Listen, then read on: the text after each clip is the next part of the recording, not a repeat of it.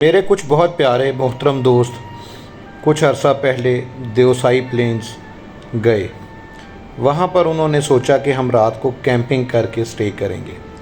ٹھنڈ کافی زیادہ تھی اور فریزنگ پوائنٹ کے قریب ہوا چل رہی تھی، تو باہر کھڑا ہونا بھی بڑا مشکل تھا، اور کیمپ کے اندر بھی ٹھنڈ اتنی زیادہ انہیں محسوس ہو رہی تھی کہ ان کو یہ احساس ہوا کہ یہاں پر ان حالات میں رات گزارنا بہت مشکل ہے۔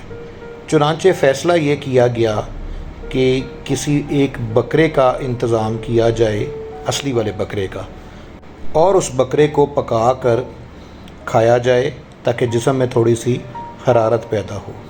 چنانچہ وہاں پہ کسی بکروال سے انہوں نے ایک بکرا حاصل کیا، اور جیسا بھی تھا اسے وہیں پہ ذبح کر کے حلال کر کے اس کو تکبیر پڑھ کے انہوں نے خود ہی گوشت بنایا، خود ہی کھال اتاری، اور جیسا بھی برا اچھا انہوں نے وہ بکرا تیار کر دیا۔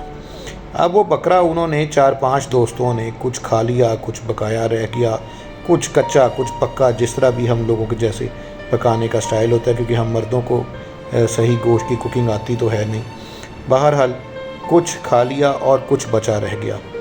باقی جو بچا ہوا بکرا تھا یا بچا ہوا گوشت تھا یا کچھ ہڈیاں تھیں باہر برتنوں میں پڑی رہ گئی۔